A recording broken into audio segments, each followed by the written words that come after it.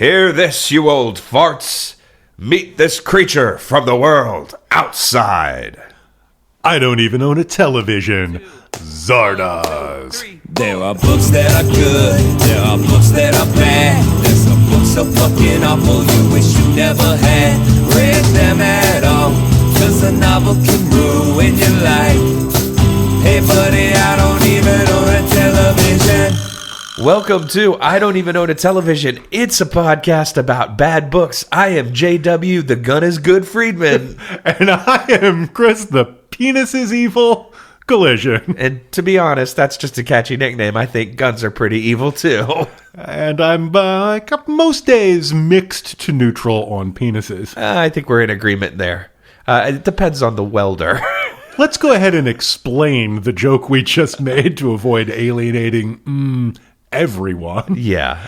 So the gun is good, the penis is evil is a catchphrase used by the giant floating head stone god Zardoz. Of course, this is making much more sense now. Right. It's almost like we read some kind of psychedelic novelization of a freaked out, way out there science fiction movie from the early 70s, because that's what we did. Yeah, so I presume that if you listen to podcasts, you're probably aware of the existence of the movie Zardoz. Or if you look at pictures on the internet. Yeah. So if you've ever seen that one picture of Sean Connery, you know the one I mean. It's from the movie Zardoz. The one where he's wearing a kind of a diaper with a lot of support, and it's red, and it has like siglet straps like Andre the Giant. And he's probably pointing a gun right at you. Yeah. Big old six-shooter. That's from Zardoz. A movie that was written and directed by John Boorman, coming right hot on the heels of Deliverance, which makes this so weird to me. And a little-known fact that I recently discovered, Burt Reynolds was originally supposed to be the Sean Connery character, but he got ill and turned it down. I mean, I cannot tell you that I've seen the movie, because I haven't seen the movie, but I can tell you that I think it would be improved by Zed, the character played by Sean Connery, chewing gum and winking a lot. Hey, the gun is pretty good. Wink. This is weird. And so I think this is the first time this has happened to us on this show, so I wanted to read the preface of the book that kind of describes the process of it. Going from ideation to page. This is written by John Boorman himself, not his co-author Bill Stairs. I wrote Zardoz in 1972 at my home, a lost valley in the dreaming hills of Wicklow. It came out closer to a novel than a screenplay. Gradually, I worked it into a film form that proved too radical for most of the studios. Dude. Finally, I got some backing and shot the movie in several locations. Anamore, local studios, and locations around my home between May and July 1973. In the final weeks of preparation, Bill Stairs, who worked with me on Point Blank, which, by the way, he also made, and Leo the Lost, which I've never heard of, came in to help me rationalize the visions that threatened to engulf me. LSD. While editing the film, I decided to restore the story to novel form. I asked Stair to help me with it. It follows the film very closely, but draws heavily on the earlier versions. It offers an interpretation of the film and helps to lay to rest those ghosts that stalk the Celtic twilight, pressing this strange vision of the future upon me. John Boorman, September 1973. And I'm just going to go ahead and make an admission here. So I did not see the movie. That was the first thing I read when I opened this book, because it comes before even the title page, I think. And yet I was still roughly 60 pages in. I think I can find the exact page I was on, if you give me 1 second. Yes, I was actually closer to 2/3 of the way through when I wrote the following in my notebook. Oh fuck, is this a Weed Dad book? This now, kind of is. You would have thought that I had my friend come in to make sense of the thing I wrote and help banish the visions from my Celtic nightmares. Would have tipped me off, but no, not quite. No, and I just want to say, you know that thing you do sometimes if you're really like 16 and kind of lame, where you take an English phrase and you put it into Google Translate into like Japanese or something, and then you copy it and then paste it back and translate it back into English. That's kind of the process of this book that went from novel to screenplay to novel, and it makes about as much sense as you would expect something like that to. Weed Dad book? I don't know. Acid Dad book? Oh, well, I mean, without a doubt. But as we all know, marijuana, or the devil's lettuce, as I prefer to call it, is but a gateway drug to sterner stuff. And in our glorious past, the sterner stuff was things like your consciousness expanders, your LSDs, your cults. Now, however, those things having been banished to the dusty ash can of history, the sterner stuff is, of course, heroin and murder. Yeah, heroin and murder. I was going to say, does that mean going to the doctor is now a gateway drug for OxyContin and fentanyl? Because that's how it feels right now. If you really think of it, isn't life just a gateway drug to pain? Oh, man. All life is pain. Sorry, look, this is a tough time of year for all of us. I'm maybe not at my most chipper. My apologies. I had a wonderful solo Thanksgiving. I made a ham with a Coca-Cola basting. It was delicious. Big ups to the Coca-Cola company for making life great here in America. Nothing better than Coke. A cola. Looks at Zardoz knowingly. No, but if I feel like you have to bring your friend in to help make sense of a narrative you've already filmed, I mean, I'm really resistant to the common narrative that anytime something is weird, it's inspired by drugs. However, this is totally inspired by drugs. Give me leave to just say this. This is a book in which, and presumably movie, but again, can't stress this enough, haven't seen the movie, and is that the only thing keeping me from doing my wretched Sean Connery throughout this episode? Yes, it is, so you can thank me later. Well, Sean Connery goes a long way towards not doing a wretched Sean Connery throughout this as well. He's definitely, he's trying his hand at a different accent in the movie, you will. I mean, still very much Sean Connery, but like, he's rougher around the edges. He's a little less rarefied sounding than you're used to hearing him, I would say. And there's a reason for that, and I want to get into it more, but I don't want to spend this whole time talking about the movie. Fair. But jumping back, is this a Weed Dad book? This is a movie a book with a long scene where a group of people who have given up on their eternal life are licking the sweat from Zed's body and passing it to one another via kissing, and it's restoring their will to live. So man sweat gives life and zest, but it's sucking him dry and killing him, and only a sweet leaf can resurrect him. That is true. Literally, the word sweet leaf appears in this book. Tell me. In a non-Black Sabbath context. Black Sabbath may well have gotten the phrase from Zardoz. Oof, I didn't think about that, but the timeline fits. So you cannot convince me that there is not a Dadist element of... it's like Dadaism, but more boring. Yeah, exactly. Like, what if... It has a lot more to do with lawnmowers. Yeah, like, what if Duchamp just put a truck in the middle of the fucking art museum and called it the Transporter? That's Dadism. That'd be fucking great. Put up a big minivan and said, "Ceci non." I don't know French, but yeah, this is not a hockey taxi. C'est pas hockey taxi. Yeah, exactly. So I believe that quote I have just read includes both weed and dad. Check and mate, my friend. Yeah, I think you would. I also think, amongst other things, it's an acid dad book. I think there's a good chance it's a coke dad book, which, trust me, speaking from experience, much less fun. I just wanted to point out that, I did a little bit of research coming into this because I read the book very quickly. I have seen this movie probably over 50 times. What? Through no fault of my own. I had a roommate in college, who actually is the only other person I know besides you who is a giant Blue Oyster Cult fan that isn't, middle-aged. He was in his early 20s at the time, and he thought this movie was the hottest shit.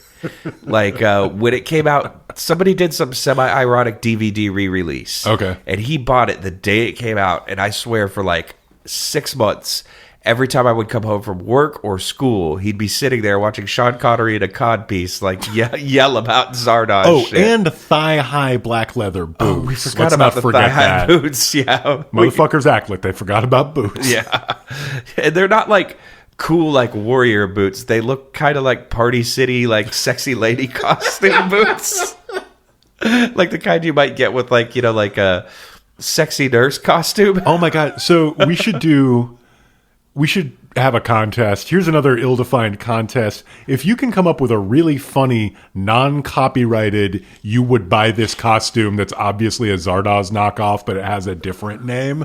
Like there's one that's got like a short cape and a little wand and a pair of round spectacles. It's called like Wizard Lad, Yeah, that would be great. If you can do that for Zardoz, get at us. Love to see it. Love to see how you spell Zardoz. Yeah. So you've seen this movie many a time. I have, and I wanted to ask you. Did you find yourself in need of the interpretation offered by Messrs. Boorman and Stair? This is the thing, and I actually wanted to ask you about this a lot, because now that I know, like, even on the notes on the big board over here, I have, is this more confusing if you've seen the movie?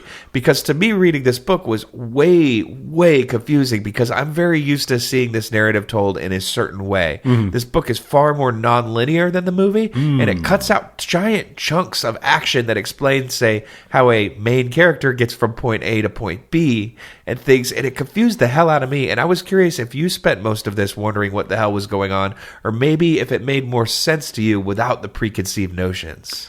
I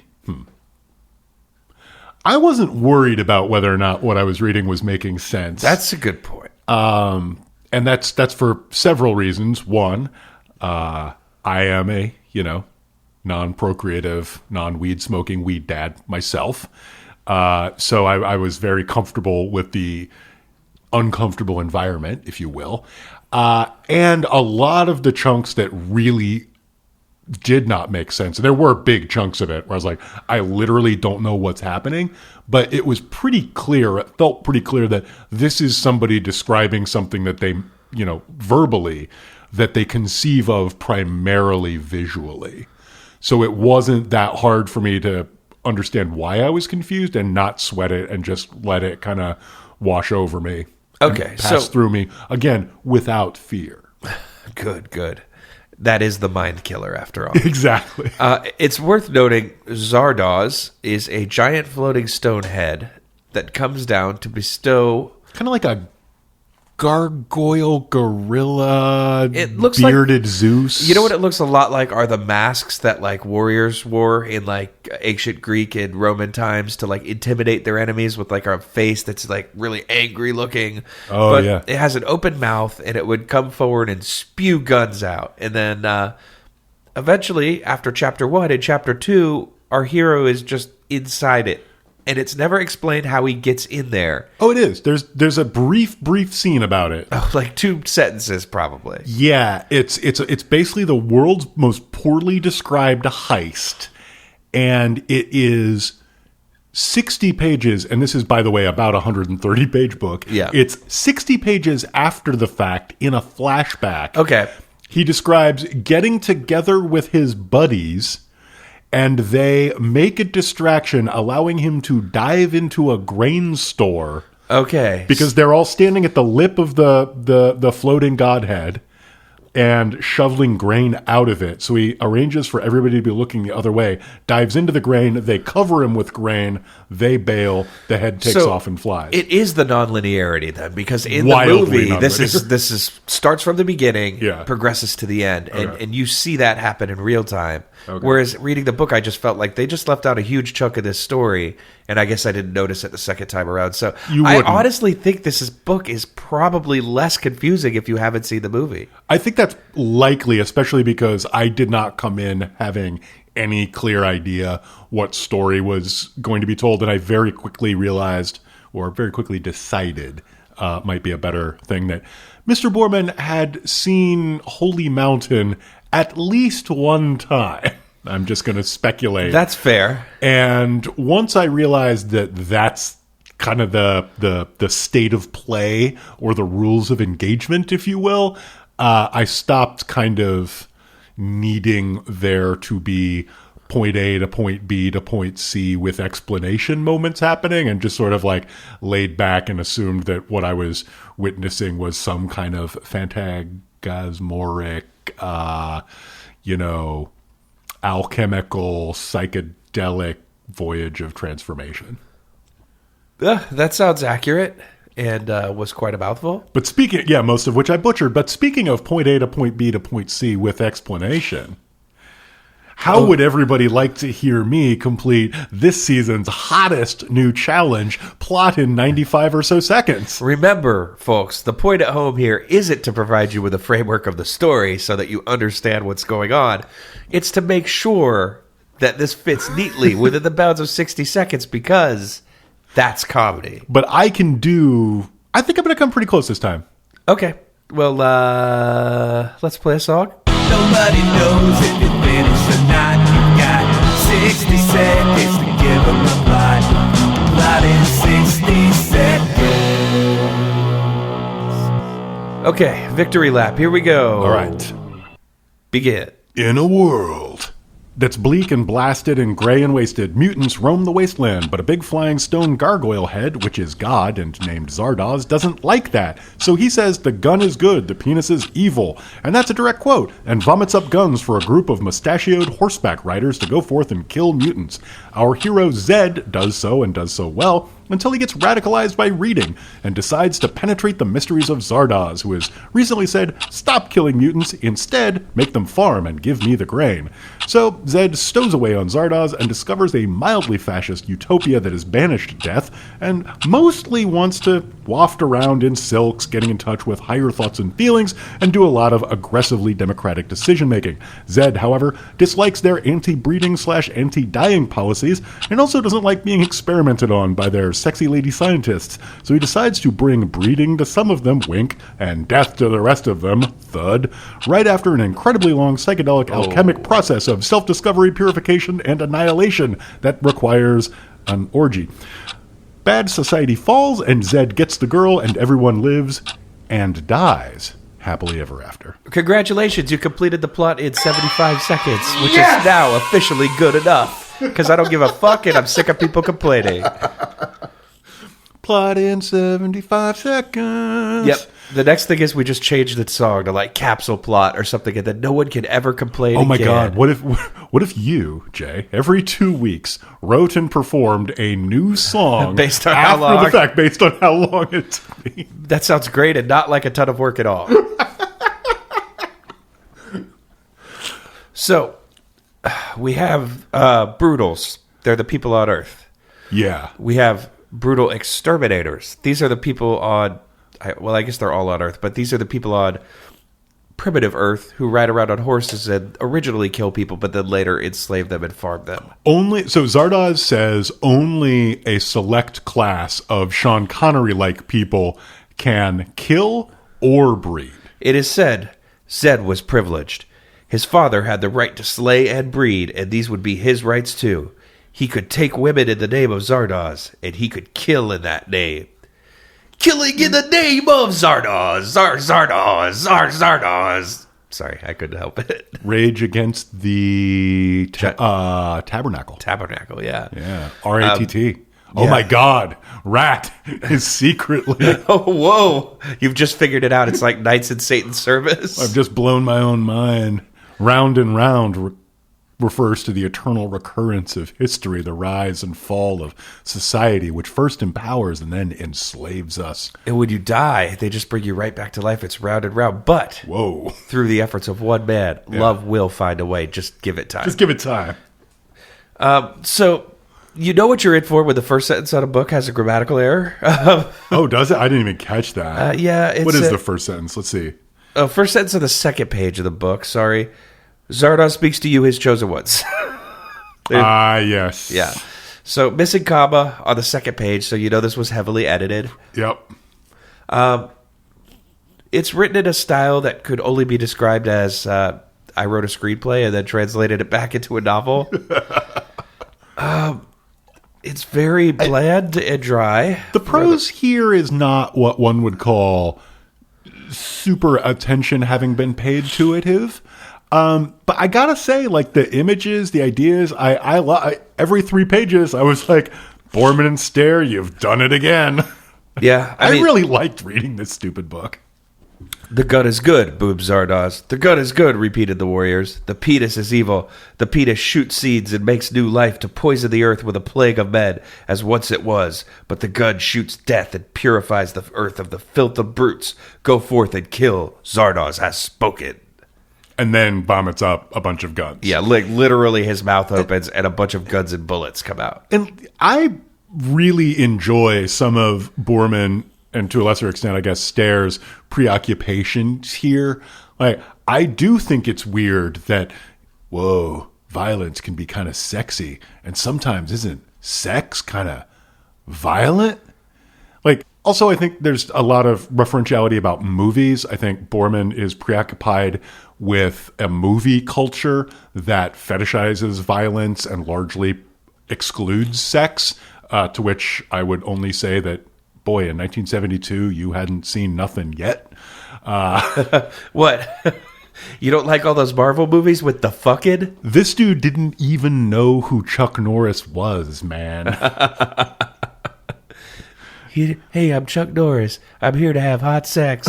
This guy had not seen even one Death Wish movie.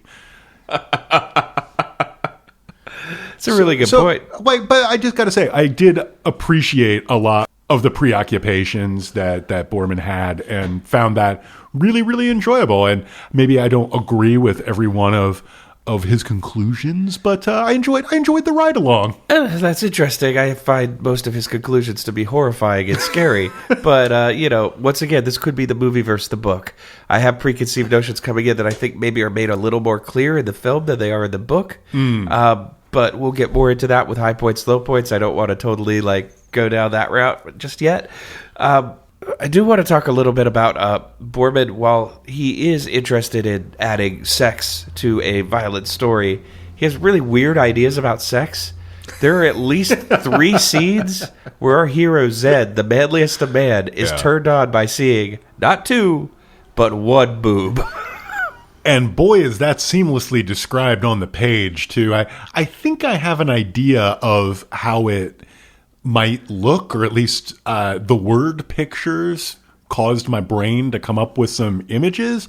But when the words on the page are something like, it looked as though her breast had been sliced off her with a beam of light, you're a little like, or at least I was a little like, John? That's a little extreme. I think it actually says, the sunlight caught her left breast and seemed to separate it from her body. Which, that's right. Which is maybe a little less violent, but nonetheless very weird. And then later on, he also sees another woman's singular breast and is incredibly aroused. It's just very strange to me. I guess John Boorman really likes one breast. I don't know. It's pretty awesome. They wouldn't call it 2 if it weren't too many. I mean, there is a moment in a Robert Heinlein book where the character who is narrating the book describes himself as the, quote, tit-happiest man. And that is a phrase I wish I had not retained from my adolescence. Yeah. And is very much a phrase I wish this book had not dredged up from the depths of my memory. I thought the plot in 60 seconds altogether, you did a great job. One thing you kind of neglected to mention is that Zardoz himself was the creation of a singular man. Oh, Arthur right. Freyd. And he was creating this as kind of an experiment to try to create the ultimate human. Well, I think we need to pull back the curtain. And normally we say pay no attention to what's going on behind the curtain. So early on in this book, you're getting this repeated giant face and a booming voice telling people what to do. And I was like, there's some real, amongst other things going on here, there's some real Wizard of Oz vibes going on here. Hold on. Yeah. And then it turns out that this is a very self-conscious Arthur Frayne has read The Wizard of Oz and is, in fact, Wizard of Ozing the poor Brutals. Is this that Wizard of Ozing is now a psychological term, by the way? Yeah. It's when you trick people by having a giant mask speak things aloud like, you don't actually love your boyfriend. You want to date me. Oh. Well, I was just trying to think of the type of people who would use this technology. Right, yeah. Do you like my hat? You're not as pretty as your friend, but I like you more. I don't really know how negging works. I think that's to my credit, so please accept that as a... I think that's pretty close, for sure. Fuck! Well, your hair is interesting. It would take a lot of courage to pull something like that off. Oh... And so he's running this kind of experiment, but in the meantime, he's created the society of Brutals. Yeah. Who have we mentioned? They're called Eternals. The people who aren't Brutals that live in some hazy place that isn't Brutal Land. Well, it's protected by a force field, and Viper, stand back. Exactly, and they're Eternals because they have banished death. There's a little prologue here that goes like this. This is sort of the origin story of the tabernacle where the Eternals live. We seal ourselves herewith into this place of learning. Death is banished forever. I direct that the tabernacle erase from us all memories of its construction, so we may never destroy it. If we should ever crave for death, that's not really important except to the plot. It'll come up a lot later. Here, man, and I guess women... But we don't talk about that yet. We don't really care about women in this book. And the sum of his knowledge will never die, but go forward to perfection. The old man finished speaking. There was no applause from the assembled audience. Yeah, no shit. That speech sucked. They quietly dispersed and went about their allotted duties. Eternal life had begun. Why does Texas play rice every year? So yeah, there's a little Apollo 11 joke for you, folks at home. There, it's a deathless land. Yeah, that has banished. Like I said, it's banished death. They will punish people who are bad by allowing them to age, which I thought was kind of a cunning bit of world building. But meanwhile, the brutalist society exists in a world of, extreme sexism, violence, famine. Yeah, it's a wasted world. This is a post-apocalyptic story if we haven't conveyed that yet. So basically, it's a system of governments created by hedonistic and jaded rich people based on manipulating history and religion to convince their angry constituents that men are the sole rulers of their domain, women exist to be subjugated and controlled, and guns are totally awesome. This guy just won't quit with the social commentary. It's great fiction. I'm glad it has nothing to do with our current reality at all.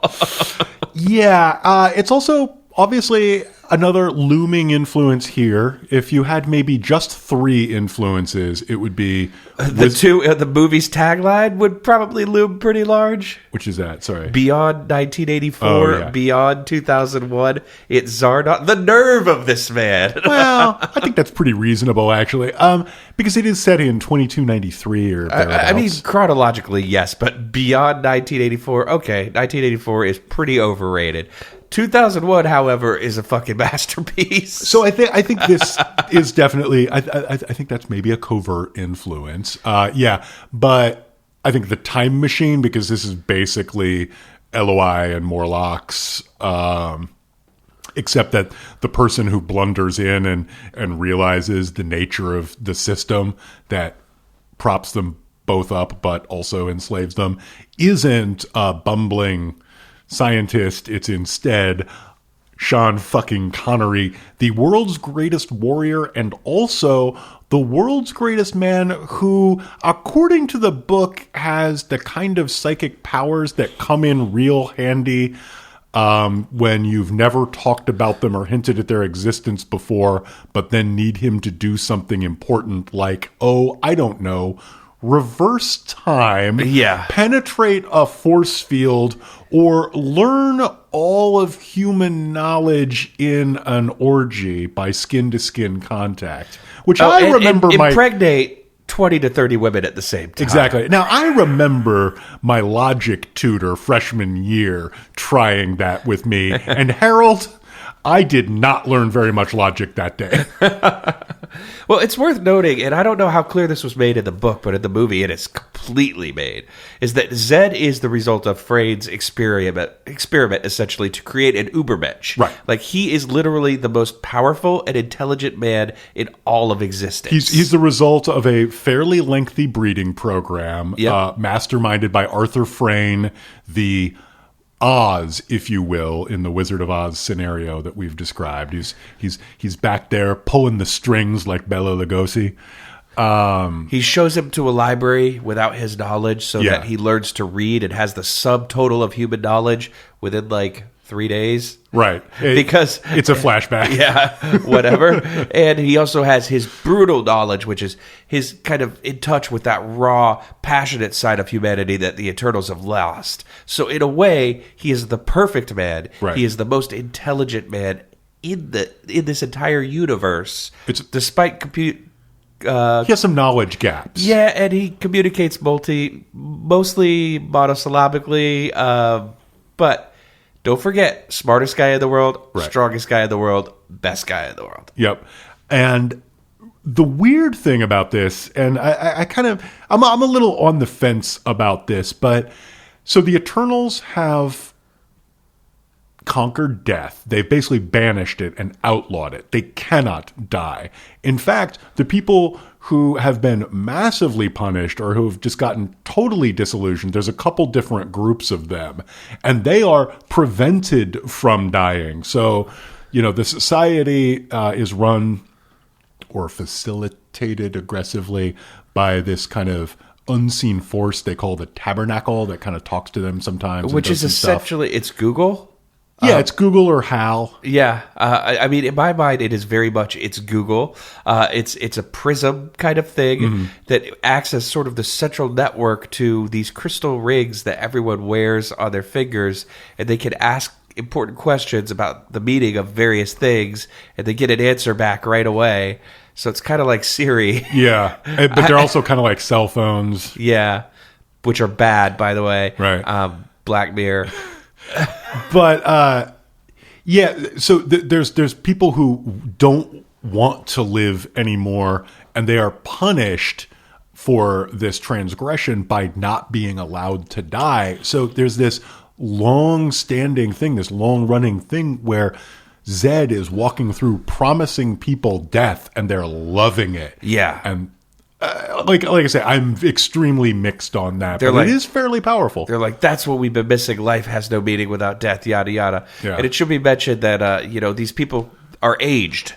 So they become elderly but unable to die, and you have two camps of them. You have the renegades, who are the ones who are actively fighting against this, like a character named Fred we're introduced to early on, who's kind of subversive. Yeah. And then you also have... They're all Styx fans. Yeah.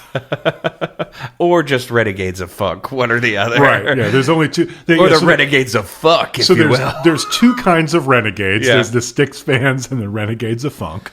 Then you also have the apathetics, who just kind of float through life in like 50s clothing, like constantly dancing to slow jazz music inside of a room, and whiling their time away. At which point I realized this book was written in the 70s. Oh, hell yeah. And what you kind of have here, and I don't want to blow anybody's minds, but you've kind of got a critique of culture as we knew it in the 70s. Are you fucking kidding me? You've got these people who believe in the power of the mind separated from the body, kind of this transcendental meditation kind of thing. You've got kind of an unknowing older group of people just floating through life, hanging on to their older times, and only one man is strong enough to break through these societal walls and yell, "Wake the fuck up, sheeple!" And that man is Zed. Yeah.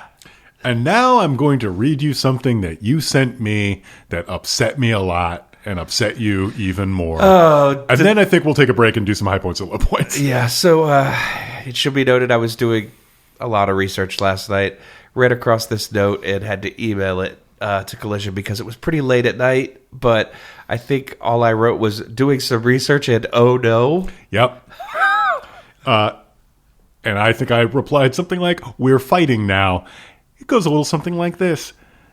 Gary Shteyngart's nerd passion for Zardoz. Oh, that's already the worst sentence I've ever heard.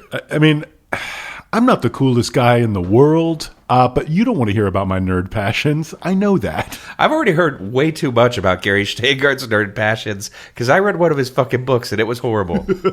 Anyway. Yeah, check out the very good pre-me episode on Super Sad True Love Story. True Love Story. Yeah, which is actually has a lot in common with this in retrospect. Oh, no. I grew up as a science fiction nerd. Probably the biggest one in the borough of Queens, where I'm pretty sure Isaac Asimov was living at the time. I was just thinking Please don't that. fact check me. Yearly subscription to Asimov's science fiction magazine? Check. Not paying attention to the return address whatsoever? Check. Crayon-drawn diagrams of the Battlestar Galactica? You got it. Soylent Green, Planet of the Apes, Logan's Run. I knew them by heart. But I reserved my biggest nerd passion for a John Boorman and Bill Stair novel called Zardoz. I'm holding the gaudy saffron-colored paperback in my hand right now. God help me. I still read it to this day. What's Zardoz about? I have no idea. God, I hate fake humility. By any measure of logic, it makes absolutely no sense. But, like every other piece of 1970s science fiction writing, it was set in a post-apocalyptic world. A future where my Hebrew school in Queens had thankfully been blown to smithereens. Do you think he knew that rhymed? A world I could really fall in love with. The protagonist of Zardoz is named Zed. He's an angry dork living in a world of savage, loincloth-wearing brutals. He's my not friend, a dork at all. He is Sean fucking Connery in his prime. He is a part written for Burt Reynolds. He is not a fucking dork. There are 10 or 12 kill, death, murder scenes that had me noting like, wow, John Boorman or Bill Stair, whoever novelized this part, really knows their Iliad, because there is some violence doing in this that is extremely first-rate. He is not an angry dork. One day, curious Zed stows away inside a floating head and gets transported to the vortex, a Santa Monica-like paradise on Earth.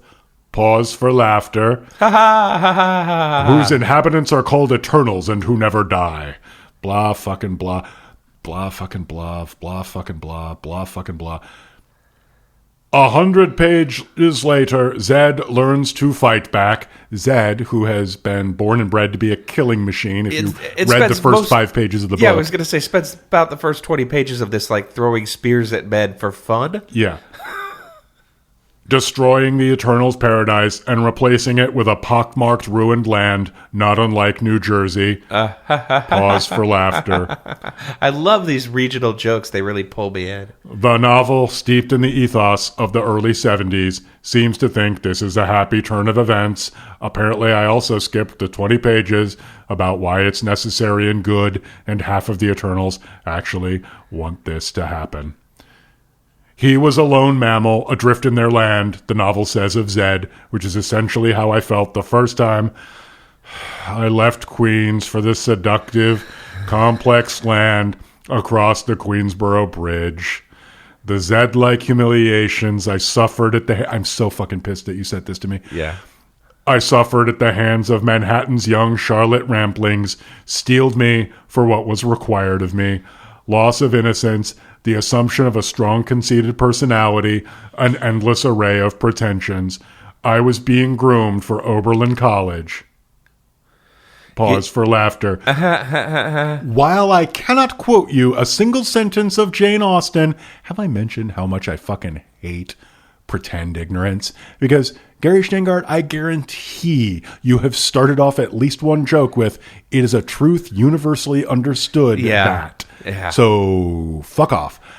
I'm embarrassed to confess that to this day, lines like, stay close to me, inside my aura, and harvest produce report, submit surpluses and needs for intervortex barter and exchange, fly right past my thick nerd lips.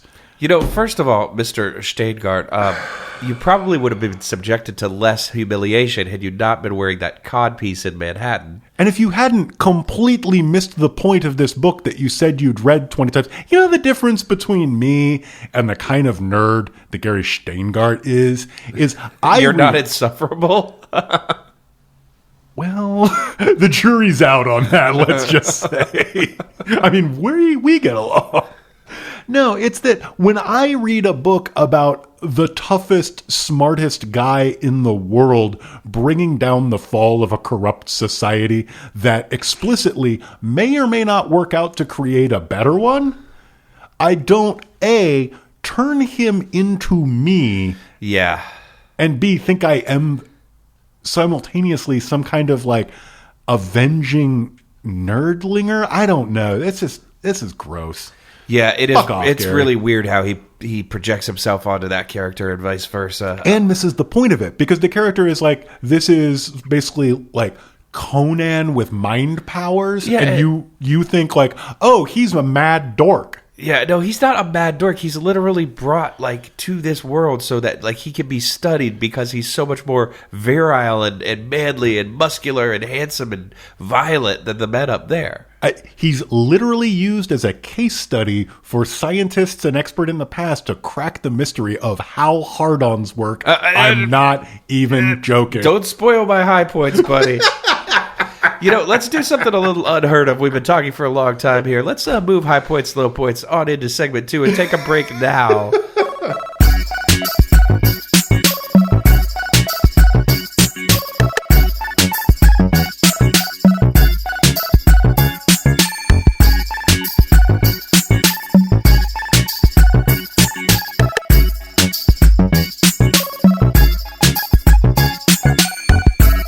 All right, welcome back. We're talking about a book the author himself has said there's too many ideas in here.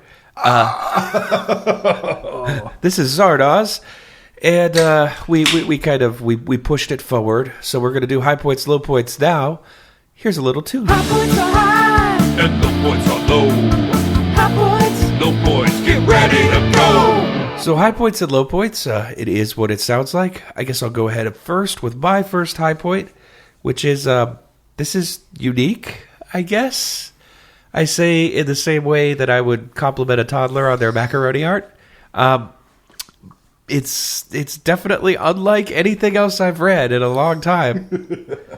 And I guess on a slightly less condescending note, the scene that you were beginning to describe when I cut you off, I like to refer to as the boner scene. Yeah. With air quotes, which is about 20 pages of a film strip being showing how a boner works, why men can't get boners anymore, and then attempts to make Zed get a boner. Yeah. And it says, this is like one of my favorite lines, actually. Let me find this here. When seeing the slideshow about procreation, Zed has this experience. Every imaginable aspect of sexual woman appeared before his eyes. The phrase sexual woman makes me laugh a lot. Yep. Are you ready for the sex girls, Chris? You should probably explain that. Oh, yeah. That's a hit song from 1981. Act of the Gleaming Spires, which I have covered before. Semi-hits. Anyway, it's called Are You Ready for the Sex Girls? The lyrics contain mostly the phrase, are you ready for the sex girls? And it is drenched in irony. So, yeah. Yeah, it's sort of like if robots listened to a couple of hours of pop music and decided to replicate it. Yeah. I think that's kind of its mission statement. It's a little like how Big Black, some years later, in fact, 5 years later, kind of mined the same field by calling their album Songs About Fucking, because if you really think about it, isn't that what most pop songs are? Yeah. Pause. Let you recompose yourselves. It includes the phrase, "Are you ready for the sex girls?" That is, it includes the phrase, "They come over," or sorry, "They play pool at your house. They take off their own clothes."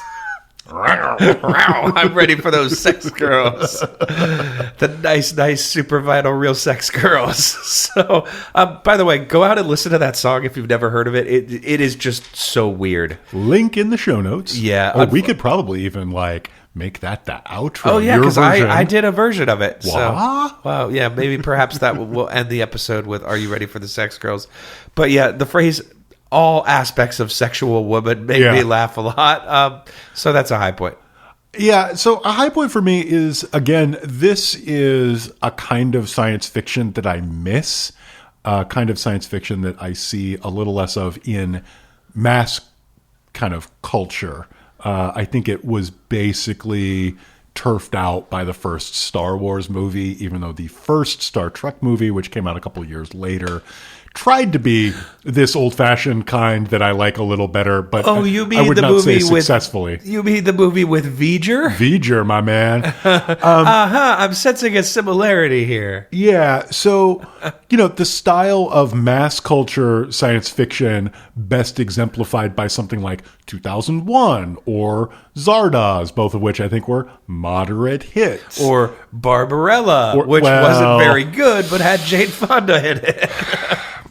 Barbarella is a movie whose key idea is, what if Jane Fonda, but not much clothes? And shag carpeting in a spaceship, which I fucking love. Yeah. All Jane Fonda in this aside, the best part of Barbarella is that somebody designed a spaceship with 3/4-inch cut brown shag carpeting in every room. So one could say that, one could rightly criticize me for being nostalgic for a certain male gazy kind of science fiction. That this is definitely, I think, we've been clear that John Boorman's vision of breast is prone to. But I want to read you one sentence in this that means a lot to me.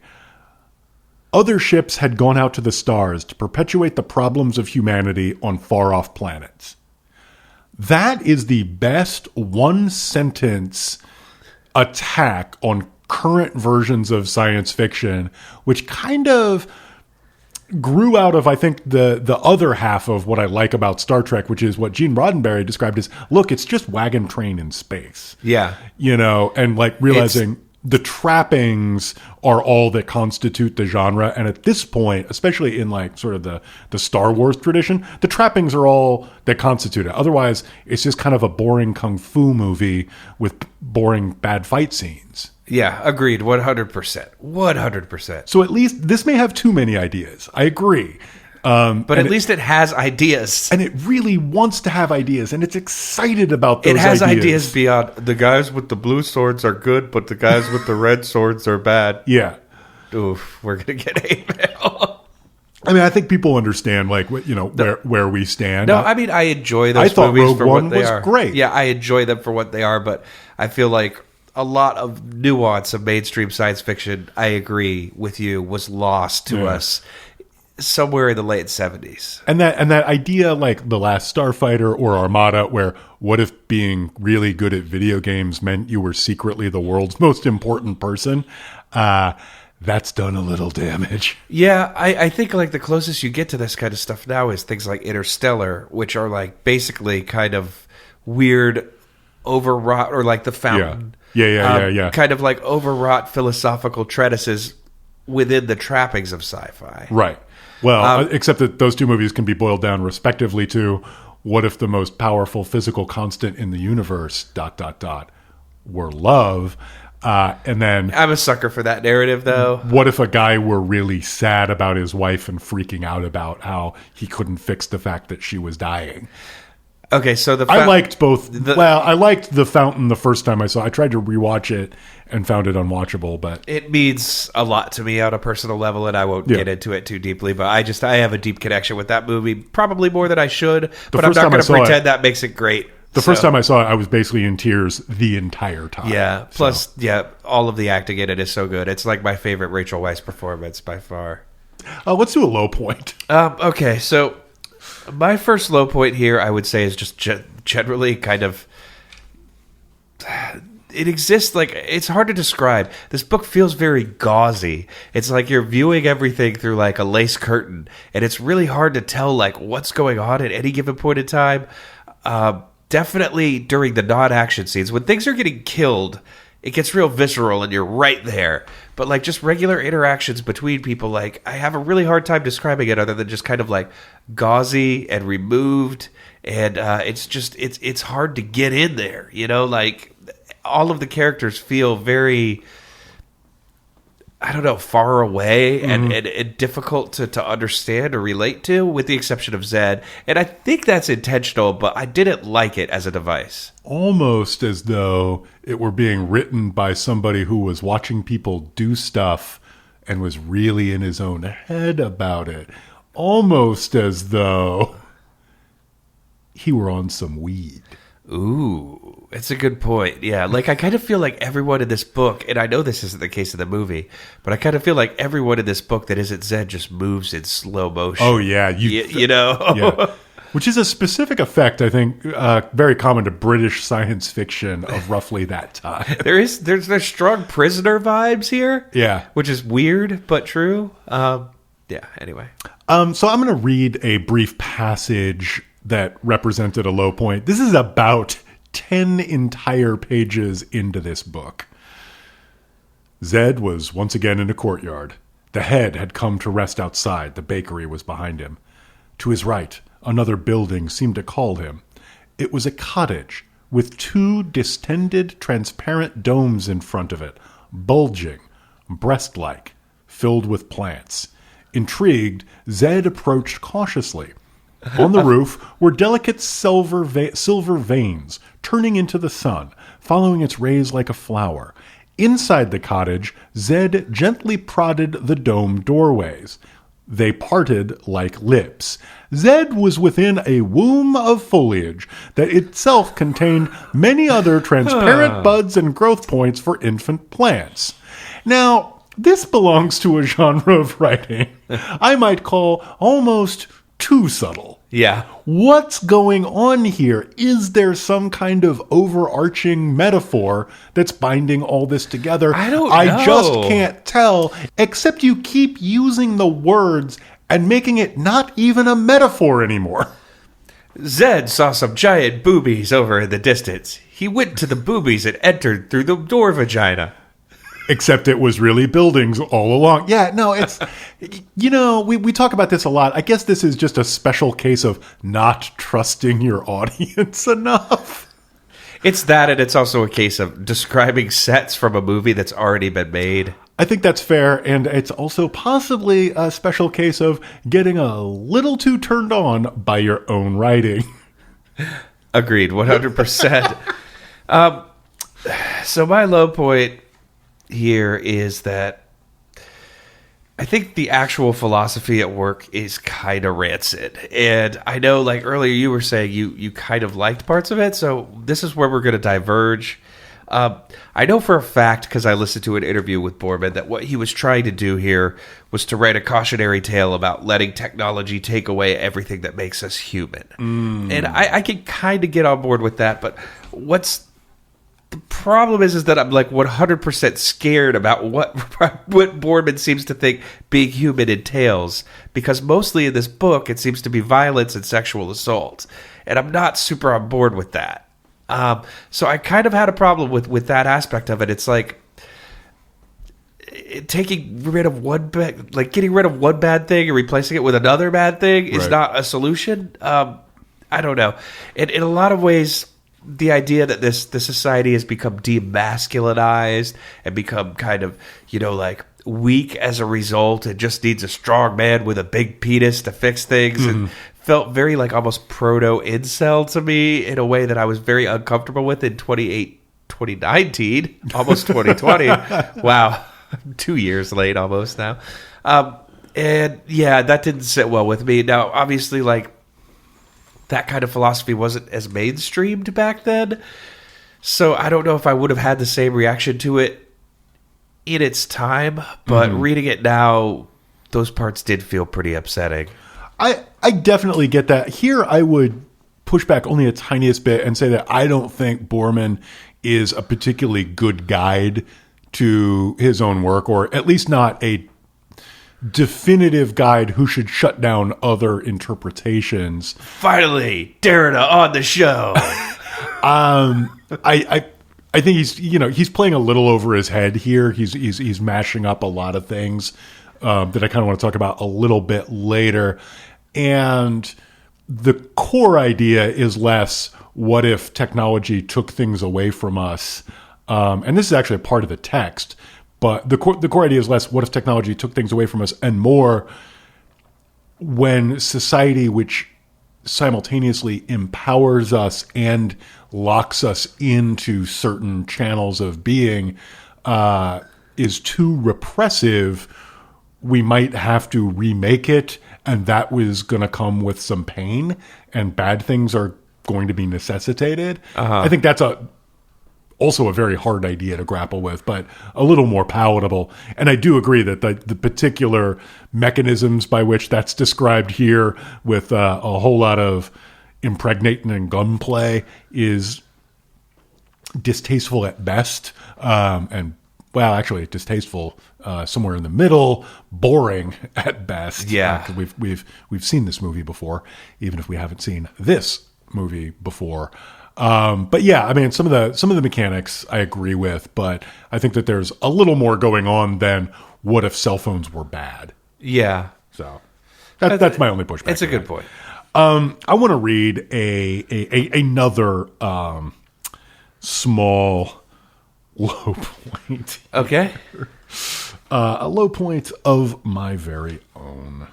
Then, so remember, the ruling society, the tabernacle, will forcibly allow you to age as punishment for transgressions. Yes.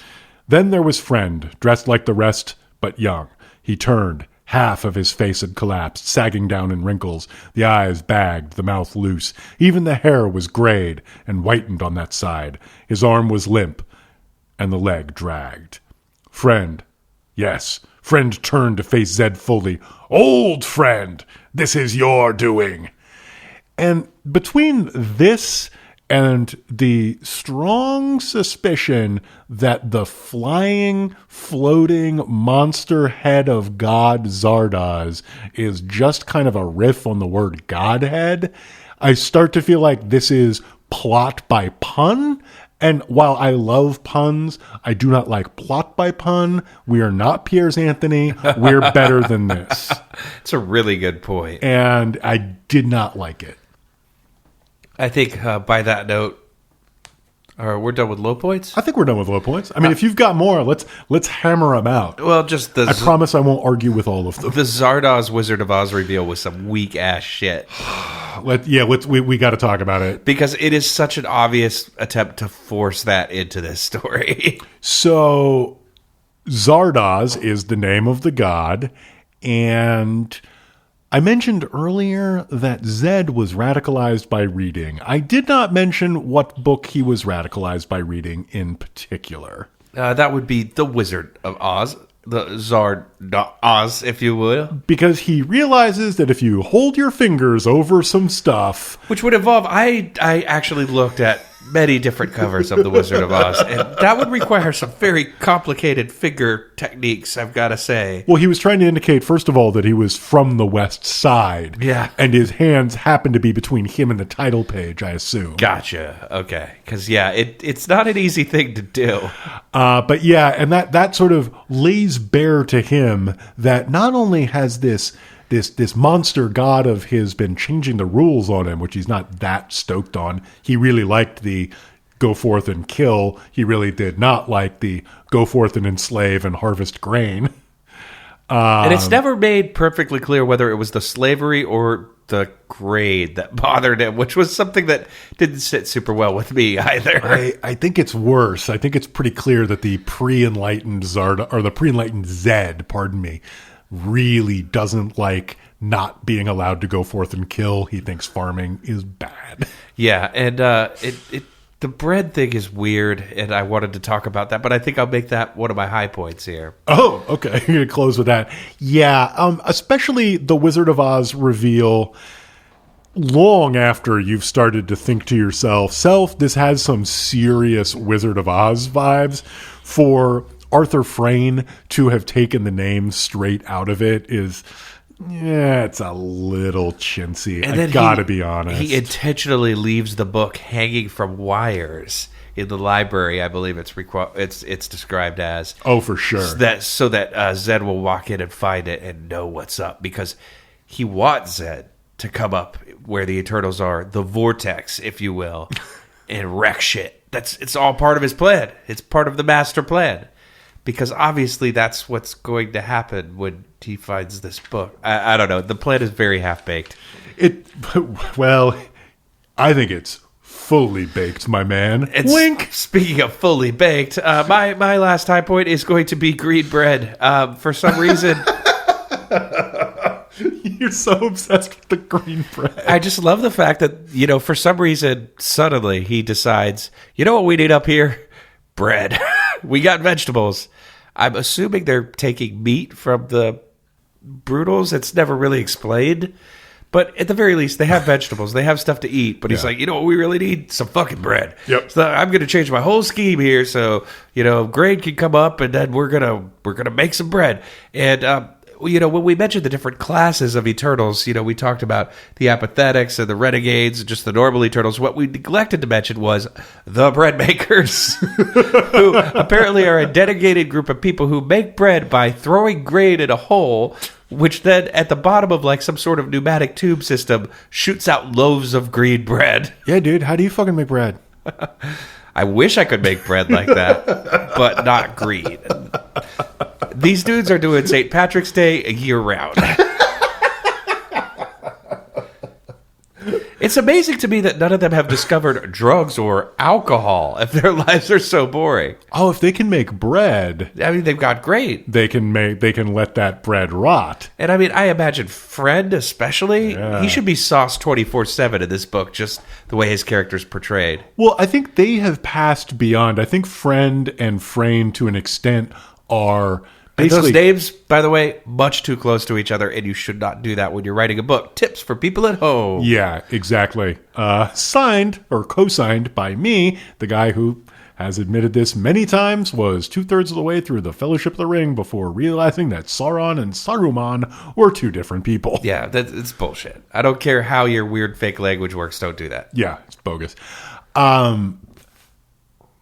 Yeah, so you have grain, therefore you should be able to have like ergot of rye. You have bread, therefore you should be able to have beer. But I was going to say that I think Frayne and Friend are both high on a kind of enlightenment that I would describe as post-trepanation.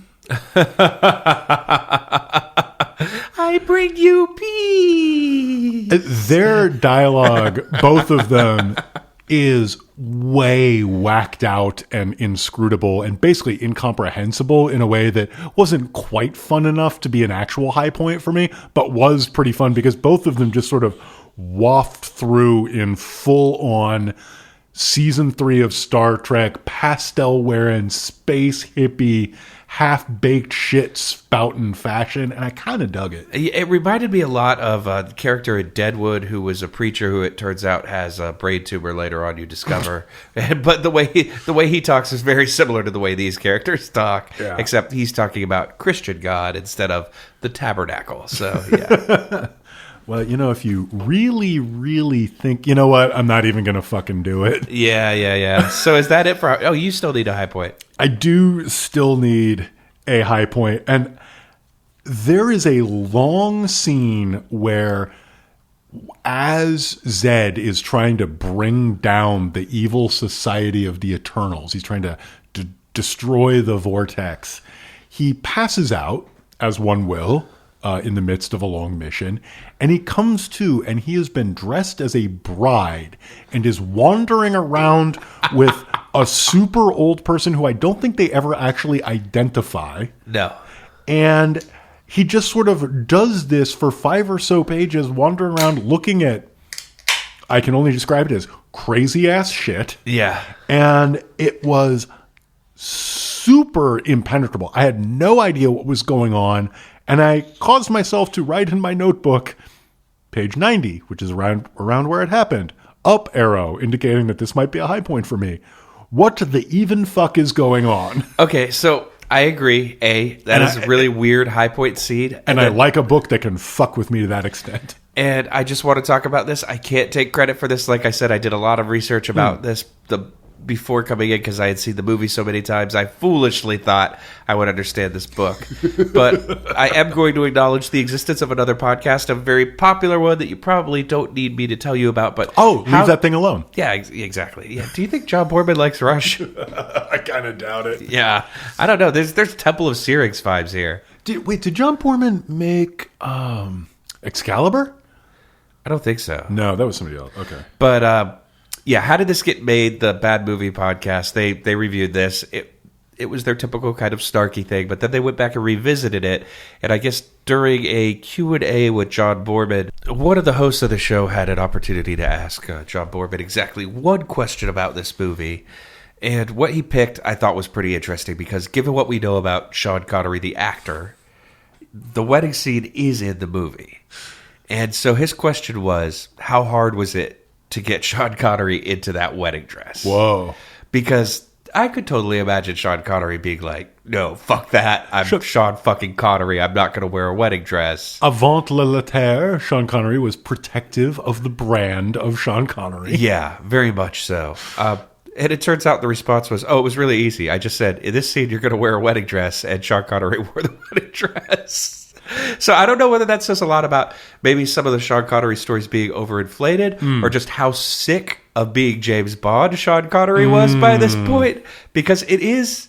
Sean Connery in many interviews has said this is his favorite movie that he's ever been in. Really? And one of the best screenplays he's ever read, quote unquote. Wow. But he was very actively trying to move away from being Bond at that point. So I think that may have contributed to his willingness to wear a dress in a movie, which is something that, Sean Connery, noted misogynist and asshole, would probably, you wouldn't consider would be an easy thing to get him to do. I mean, I actually, that's really interesting because I spent a lot of time trying to think about, who in modern leading man cinema is going to take on a role like this and do it as kind of straight-facedly as I assume he did, and really try. Hey, you're not getting Harrison Ford into a Holy Mountain style, epic of reversal of identity, annihilation of self to transcend self. There would either be a wink and a nod from just about everyone, or if you could find someone that wouldn't do that, it would be a complete just lack of understanding. Like, I am reading lines from a screenplay. I have a really tough time imagining an actor that could do this now. Shia would try but fail because he's bad. Yeah, he would be so overwhelmingly awful. But he'd be super into the idea. Yeah, I agree with that. It's tough. I'm thinking about it really hard. I want to say Dwayne "The Rock" Johnson, but just because it would be hilarious. Yeah, I don't... He would be in this movie, but only if he got to play Zardoz. He would not be a good Zed. Just a giant floating head with an eyebrow that goes up. Yeah, exactly. The eyebrow cocks and guns somehow fly out of it. If you smell what the Rock is cooking, it's green bread. What Zardoz is bake. Finally, Zardoz has come back to the vortex. To the vortex. Oh, a supplementary high point for me. You have a note on the big board that says, "Why was this published?" Why was this published? Well, I have a physical copy that I bought on the Electronic Bay, which is not what I call my electronic girlfriend. And it has a full color ad insert for Kent cigarettes. Makes a lot of sense. And I just want to say, I missed the day when shitty novels had cigarette ads in them. And I think that one of the reasons it was published is so Kent would give Paramount some fucking money. I agree with that. I also within minutes after writing that down, I remembered that this is the pre-VHS era. And if you missed a movie in the theaters, a lot of times the only way you could catch up with that movie was to buy a novelization of it later, which I think we've talked about in the past. Yeah. So that's probably also why this was published. But it's just so fucking weird, and there's no way they made any money off of it whatsoever. Also, just so nobody emails me, it's Signet, not Paramount, and the movie wasn't Paramount either. Fine, I know, I don't care. The movie was released to wildly negative criticism and flopped horribly. Yeah, you know why? Because the squares weren't ready, man. Yeah. They didn't want their preconceived notions challenged.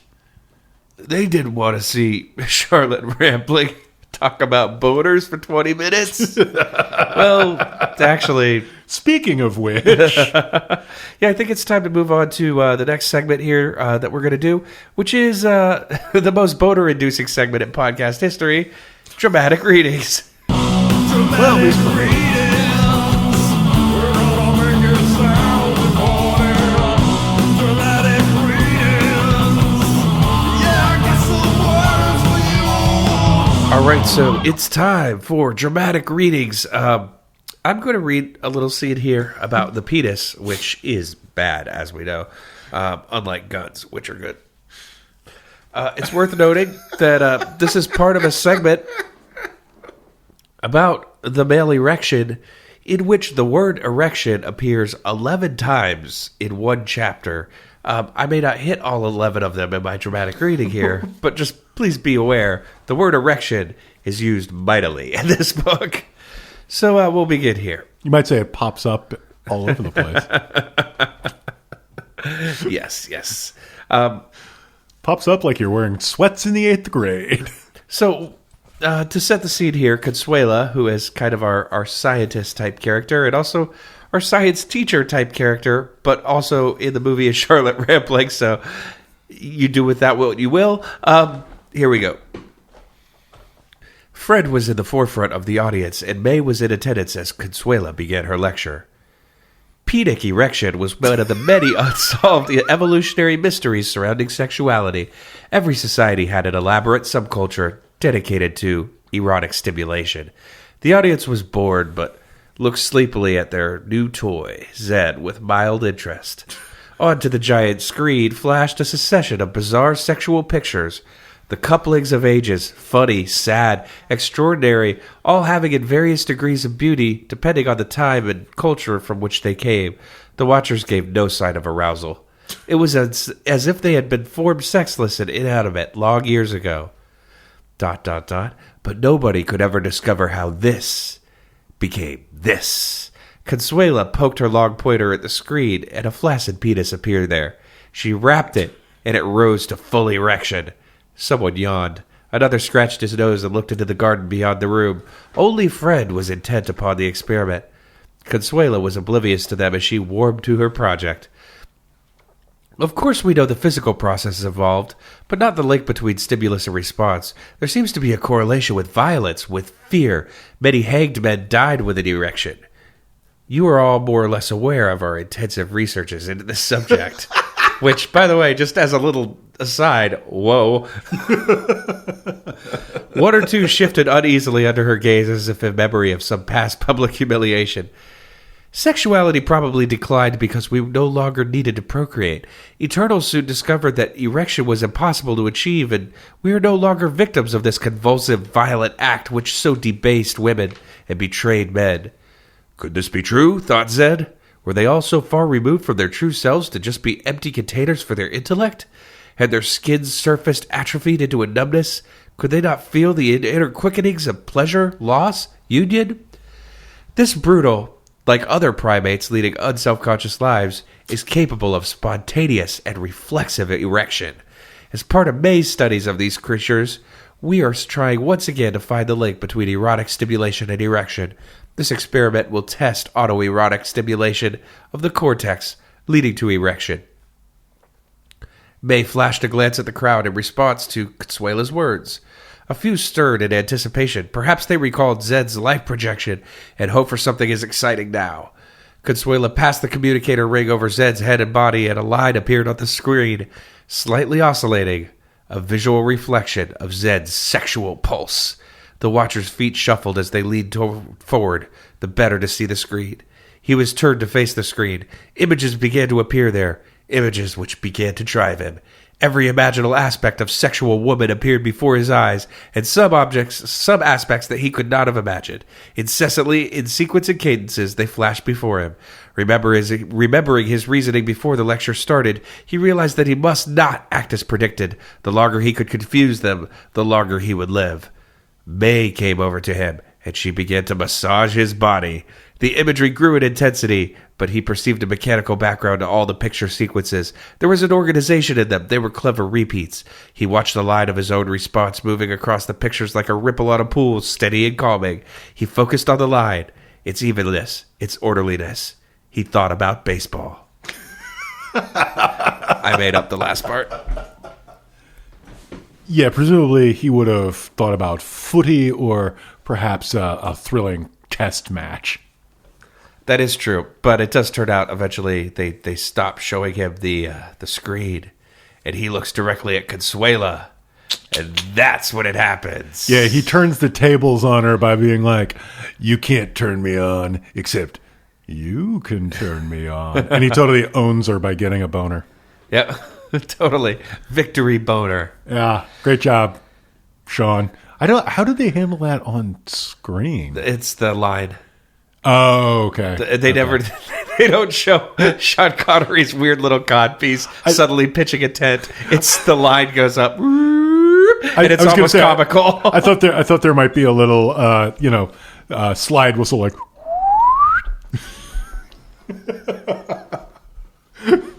They cut to Consuela, and her eyes are like Tex Averying out. It's like, auga! You mean you thought there might be something like this? Exactamundo. I'm not very good at playing this yet, but get ready, folks. I got a slide whistle. This show's going to be full of it. Okay, give me a good old-fashioned sexual innuendo. Whoop, woo.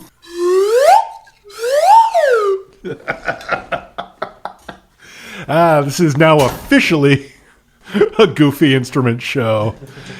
Welcome to the Morning Zoo with your host, Collision and the Rat Boy. Woo! I'm the Rat Boy. Vibra slap. You see the wreck out there? It's almost like everyone was busy looking at Consuelo.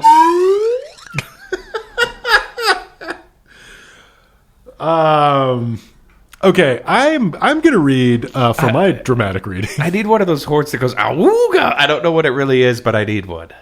I think it's just a guy yelling auga. Okay, then I got it. Awooga! All right. Honk honk. Okay, sorry. I'll stop.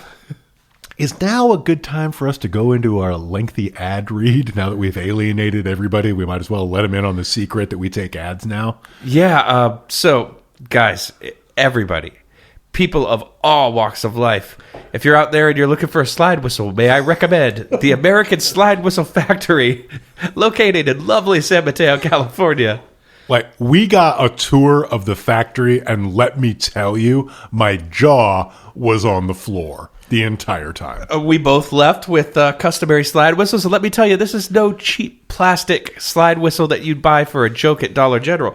This is a fine piece of American-made, solid steel craftsmanship that sounds like this.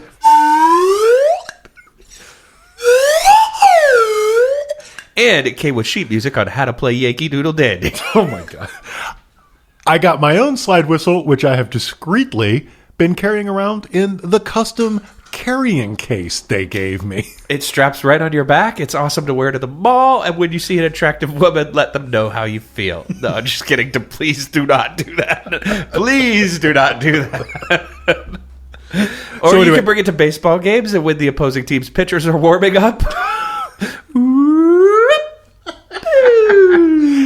And if you'd like to get on the I don't even own a television American slide whistle train, and I know you do, all aboard! Go to American Slide Whistle Now I'm going to have to buy this fucking domain name. Thanks a lot.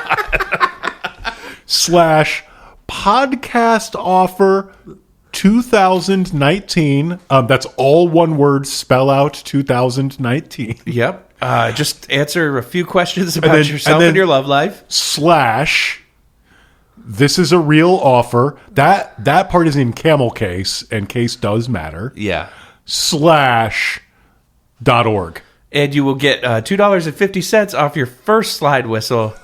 Or it's a subscription plan. I was going to say, or if you elect to pay for a year's worth of slide whistles at once, you'll get a whopping $15 off. So, thanks to the American Slide Whistle Company, and thanks to you, our listener, for supporting them. And fuck you for making me have to buy this domain name and build a fake website now. Maybe I'll recruit Lemon. Anyway. Speaking of Lemon, this is a cursed episode. We have been trying to schedule this thing for over a year with Lemon. Lemon pitched it. This is all his fault. Yeah. And he couldn't actually be here. You know why? Because life fucking sucks. You know why life sucks? Because we live in a debased, depraved society. Truly, we do live in a society that needs, frankly, I think the peasants are revolting. They stink on ice. But we need to remake this world in favor of a better one so our buddy Lemon doesn't get stuck at fucking work on what should by all rights be basically a holiday Sunday. That's a double holiday. And should have been able to join us and bring his unique brand of shenanigan to us. So, to the world, I say, fuck you. Now I'm going to read you some spacey space orgy bullshit. Yep. Much love to our boy Lemon, toiling away the code mines as we speak. And also, that's americanslidewhistle.net / podcast offer 2019 / This is a real offer in camel case. Yeah. /.org. All right. This is coming out of the Patreon. All right, here we go. May wanted life for him. She would not fail him either, though time might. This musing passed through Zed's mind in an instant, then his thoughts were shattered by a dull booming from above. Consuela's gang were at the door. Zed spoke to May. "How much time do we have?" He knew that there was none. "We will not work in time. We will touch teach you. You will take our knowledge by osmosis, out of time. Your mental powers are greater than any of ours. With our knowledge, you may accomplish what we have failed to do." It was the dangerous but inevitable way for her to take him. They would guide him and bathe him in their knowledge, so that their minds would mix through the touching of their skins. I think I've seen this video, and I did not like it. And as he mated, so would they pass back to him their own seeds of information that would grow in him, as the life he transmitted would grow in them. Do you get it? I'm getting real Clerks vibes here. I'm not appreciating it. A mystical, sexual binding would wrap them all into one astral level, apart from the world outside of the lengths of natural time. It would be fierce for one so untutored in the arts of meditation and bodily perfection, but there was no other way for them. So, taking his hand, she led him to her woman who had been waiting quietly unseen, hidden in the museum. They laid him down and, like petals, enfolded him. Science, religion, philosophy, and art, 4 monumental zones through which to ride in a moment stolen from time's breath. Insert Sonic joke now. Come on, I know you want to. Just do it. I was more thinking about. I was just thinking about Zed suddenly having art like flow into his brain and being like, Frank Frazzetti. God damn it! Holy crap! This Mobius guy really likes drawing sexy robots. They used to paint stuff on vans. It could not be enough, for they could not represent all areas of fact and fiction, art and life.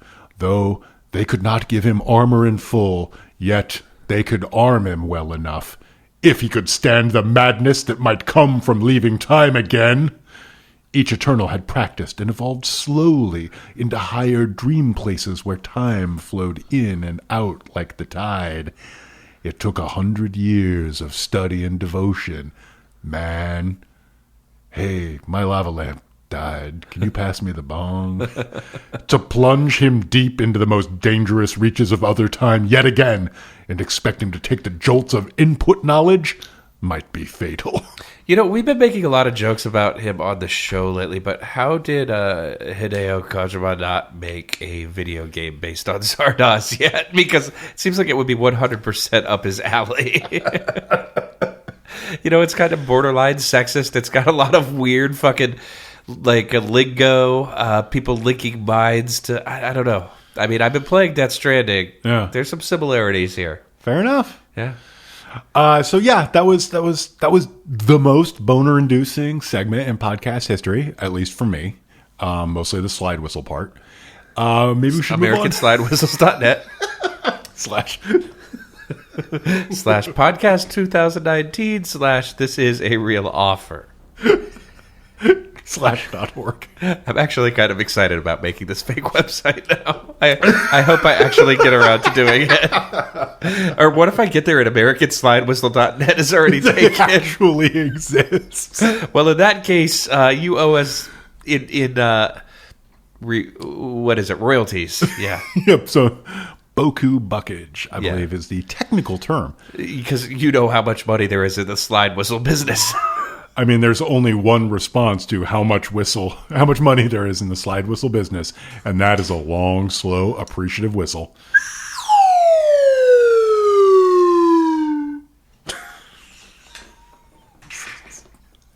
We're the worst. At least give me the vibra slap.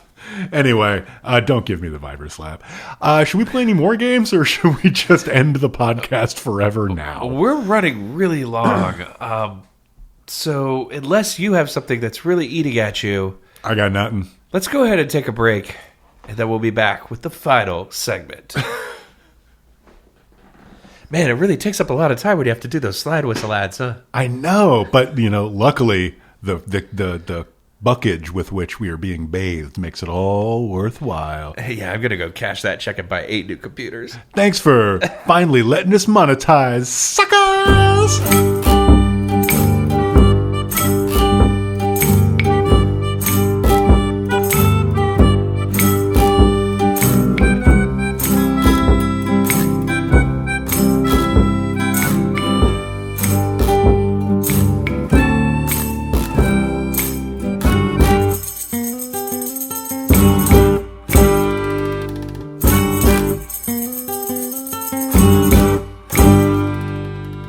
We're back. It's I Don't Even Own a Television, the podcast that loves your peaches and wants to shake your tree. Lovey-dovey all the time, thanks to AmericanSlideWhistle.net. And this is the part of the show where we're done talking about Zardoz. I'm sorry, everyone. Instead, we're going to recommend things that we enjoyed. Not only venom and spite, sometimes with sweetness and light, and we always end the episode by telling you about a thing we like. Recommendations. I can go first. So I had meant to recommend this on a previous episode. I appended some text about it, but I did want to talk about it. I omitted this last time around because I am a foolish child who is incapable of writing things down in competent fashion, so I lost my note. Anyway, my recommendation this week is also a mindfuck and a head trip, but in audio form. And I'm going to recommend a record called The Hissing of a Paper Swan by Azar Swan. Sorry, The Hissing of a Paper Crane. I told you I was bad at writing things down. By Azar Swan. This is a sort of gothic, noise-adjacent, industrial-ish, electronic kind of project, which is not normally in my wheelhouse. Could it be called cybergoth, perhaps? Maybe. Does it Probably involve not. colored dreads made of yarn? I don't think so. Okay, that's good. I was but beginning to get a little worried It about you. is heavy. It is doomy. It is very, very scary. It will peel fucking hair off your walls and put paint on your chest. So that is the hissing of a paper crane. I think it would go pretty well with putting Zardoz on, but muting it and putting a record on in the background and just like freaking right the fuck out. Like at one of those hip bars where they play movies with no sound. Yeah, but it's always one of 4 movies, all of which came out in the 80s and all of which heavily feature nipples. That's true. Unless it depends. I mean, it depends on what bar you go to. The Parkside, I'm for instance. on to you, Heart and Dagger. The Parkside, for instance, loves to put on "Don't Tell Bob the Babysitter's Dead." Oh, that's actually a pretty boss. It is. There's nothing like watching "Don't Tell Bob the Babysitter's Dead" while some moron like plays like 800 fucking Johnny Cash songs in a row. Yeah, exactly. And then make sure, and I'm stealing this from a friend of the show, a friend of mine, who had this experience in an airport bar. Like, make sure that if you're showing Don't Tell Mom the Babysitter's Dead on mute in a bar with loud music being played in the background, make sure that motion smoothing is turned on. Oh, yeah, definitely. There's nothing people like more than watching movies with motion smoothing. That extra creepy straight-to-videotape Yeah, it's feel like- that the kids love. Do you want to take your fucking film movie and make it look like it was shot on a cheap-ass camcorder? Well, we've got the setting for you. Who invented that? Who decided it needed to be on every TV? And by we, I mean your parents. I admit it took me like 2 days to figure out how to turn that off when I got a new television, which I do own. God, Looks pretty good. Between this and the ads. I know we're really sellouts. Looks pretty good on sports. That's what I was going to say. Is supposedly it's really good for sports. You know what? I'm fine with a slight degradation in the sports, so that I don't know. My copy of Zardoz doesn't look like it was an outtake from fucking Days of Our Lives. I mean, yeah, this movie is pretty ugly as it is. If you watch it in movie form. Wait. You're telling me that a British piece of science fiction from the 70s this looks did not have the production values and bright colors that one might expect from a post-Star Wars world? This looks very much like a piece of British science fiction from the 70s, like where half of it takes place on various moors. Yeah. What does the future look like? Well, it looks like about a half hour outside London proper. Wink. There's a lot of fields. Yep. Couple old trees. So I'm going to recommend something. I guess that kind of fits right into that tradition. I think it will surprise no one to know that my recommendation this week is the movie Knives Out by Ryan Johnson. I believe I'm pronouncing it correctly. I can't remember if he prefers Ryan or Ryan. I think it's Ryan, but I it's don't Ryan. know. I don't know the guy. Mara, get at us. What does he prefer? Yeah, a man best known, unfortunately, I feel like, for helming a Star Wars movie most recently.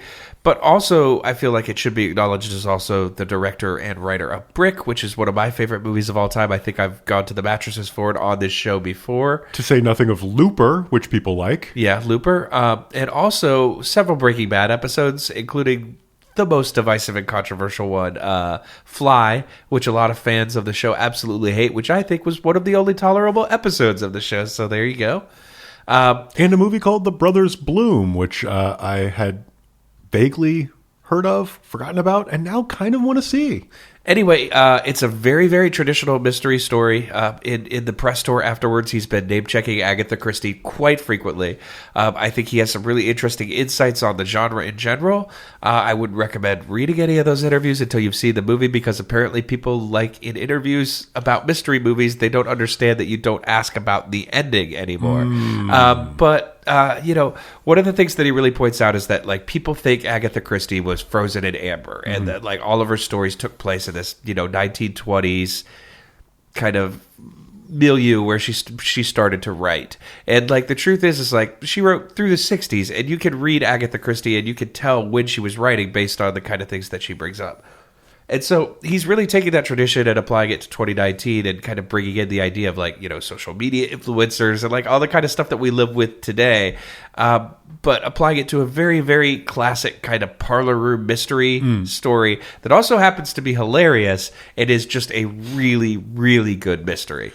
He wrote, directed, and produced it, and now I understand why he did the Star Wars movie. I believe it had to do with the proverbial dump truck of money. Let me ask one question about that. What did you think of the scene where the, mid-40s film director character mercilessly guns down a bunch of Star Wars fans in front of a toy store? I thought that was an odd choice. It was, but it felt very real to me. I think he's a lot younger than that, though. He's 45. Oh, wow. He's a very youthful 45. I looked him up today for reasons that need not concern him, need not concern us. And he was born, I think, mid-December 1973. Oh, okay. Yeah, he looks... Man, he's a youthful guy. I want what he's having. Yeah, well... then let's make a Star Wars movie. Okay, yeah, The Fountain of Youth, and a way to insulate yourself from criticism. Wait. You know what? I think at this point, anyone who makes it a Star Wars movie deserves a fucking Medal of Valor just for being willing to put up with the garbage that you're going to get slung in your direction. Like, can I give you my impression of a Star Wars fan or a certain kind of Star Wars fan? You can give it to me, but okay. I don't know how much people at home are going to like it. The prequel sucked. Give me an old-fashioned Star Wars movie. J.J. Abrams. Here you go. No, not like that. This all sucks. Give me a new movie. Rian Johnson. Okay, here you go. Whoever made Rogue One. Okay, here you go. Star Wars fandom. No, not like that. More like the prequels. Yeah, I don't know. It's baffling to me. Like, give me a movie like something I've never seen, but also exactly like the movies that I remember and love. Yeah, it's a tough needle to thread. Yeah, they're really tough to please. It's like Green Day fans back in the 90s. Anyway, as my buddy Jeff pointed out to me, I am no better because I am a Star Trek fan who positively loathes about 55% of their movies. Oops. That's fair. A lot of those movies were pretty bad. Do you like Generations? I think Generations is okay. I liked it. I wish it had a better villain. Yeah, good point. I mean, I love me some McDowell hotness, but I don't know. It just didn't jazz me the way I wish it had. Anyway, speaking of jazz, we sometimes get letters. A, letter B, letter C, letter D, letter E, letter F, letter G, letter. Got a lot of letters. Well, that was not jazz, because I'm going to be too busy working on a website for AmericanSlideWhistles.net to re-record a jazz version of the theme to letters. But jazzy. Hey, I mean, letters and music and all that jazz. Yeah, you know what? It's like sometimes when I'm writing a letter, I like to just break all the rules, and it's a lot like jazz. I write a lot of letters in modal. This is my least favorite comparison, by the way, in media. It just like all media, video game reviews, movie reviews, anything but music reviews is when people are like, it's like free jazz because blah, blah, blah. It's like, oh, you've never actually listened to free jazz. All right. I mean, free jazz is a tough cover. I love 2 Albert Ayler records, 1.5 Ornette Coleman records, and I'm good. Yeah. I mean, I'm a huge fan. I love avant-garde jazz, and anytime I see a critic comparing anything that was released like theatrically or video gamically to a large major audience, saying it's like free jazz, I'm like, no, it's not, because it wouldn't exist if it were. Yeah. Free jazz is notably very difficult intentionally. Yeah. I used to be able to whistle almost all of Albert Ayler's Ghosts. Ooh, cool. Well, now that we have our slide whistle sponsorship, we can start working on Dave Holland's Conference of the Birds. The most popular bonus episode of all time. Well, originally it's flute and saxophone, right? Me slide whistling through an Albert Eiler song. Now, I'm thinking Conference of the Birds because it's all woodwinds, man. You've already covered it. Shh. It just means I can write you the sheet music, dude. The slide whistle sheet music. Oh, my God.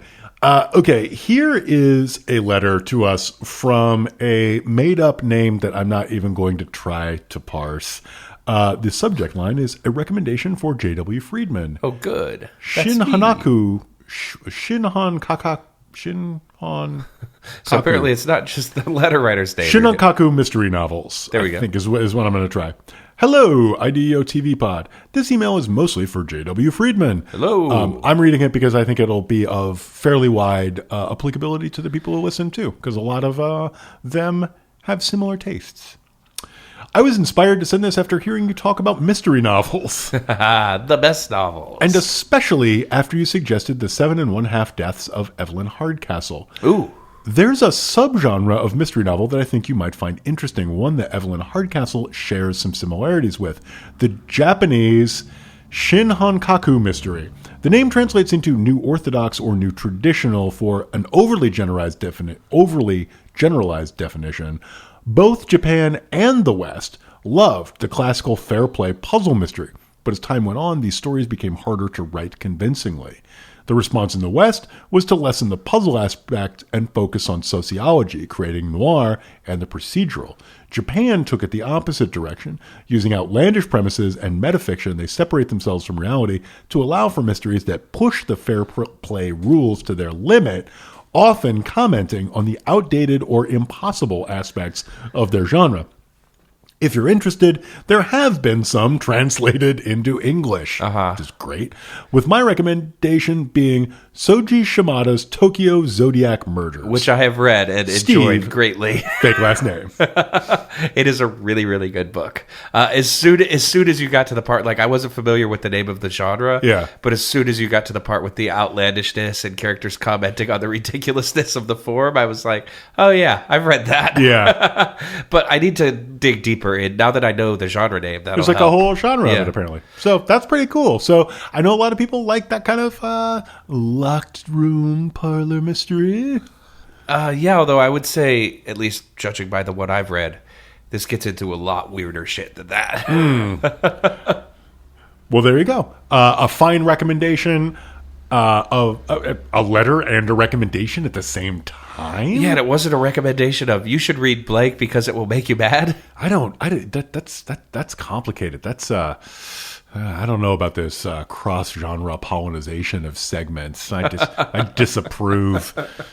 We got to bring this whole thing down. And you know who else brings it down, or what else brings it down, is a slide whistle. Oh, no, I'm not holding it. Which takes a high note and goes to a low note effortlessly.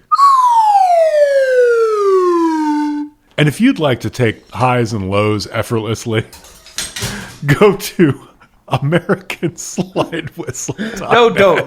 Go to patreon.com/IDOTV, because although we've been running this joke into the ground, we do not actually run ads from paid sponsors, and we need your help. And so if you'd like to help support the show, you can find us there.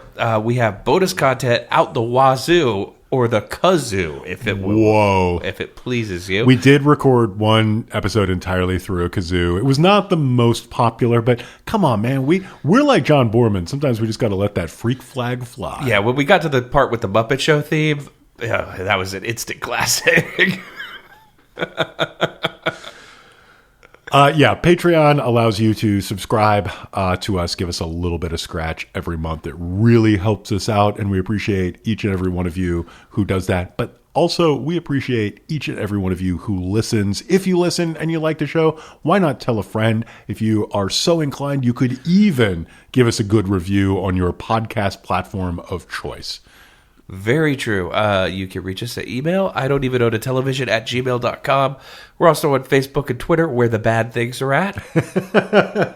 And we have a pretty cool group called the I Don't Even Own a Television Fun Time Party Pit kicking around on the Facebook groups, which get harder and harder to find every day. So just remember, I Don't Even Own a Television Fun Time Party Pit. And if you're there, you will get to look at pet pictures, talk to like-minded folks, and occasionally hear about a crab. It's true. We have become one of the preeminent crab groups on the internet somehow. But until next time, whether or not you're interested in crabs, tighten up your codpiece and... Are you ready for the sex girls? The hot, lean, hot, big, hot girls. Are you ready for the sex girls? The right, ultra vital, that's nice girls. They play pool in your house, they take off their own clothes. They can talk about love, they know where it goes. They are women without any flaws. Are you ready for the pony girls? The ride, fast, ride, pony girls. Are you ready for the lonely girls? The sad, oh sad, lonely girls. They got time on their hands, they got skin like seals. They can talk about love, they know how it feels. They are women without any faults. One comes over, then they all come over, then they party all around your house. One gets too romantic, one gets kind of frantic, one stays quiet as a mouse. Bikinis gleaming in the morning light, you might lose your life. They go crazy in the bedroom, baby, and they might explode your mind. Are you ready for the sex girls? The fine, super special, real sex girls. Are you ready for the best girls? The knees showing, big breast girls. There's that knock on your door and they're there in your house. If you can't talk love, you better get out. The women without any faults. And they are never accidental, and the party never ends. So close your eyes and make a wish. The sex girls will be there. Are you ready for the sex girls? Sex, sex, sex, sex.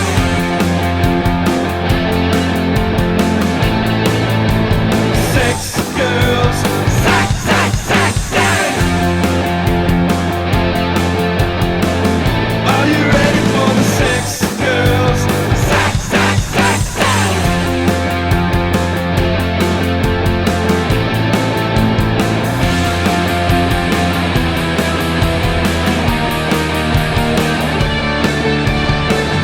Are you ready for the sex girls?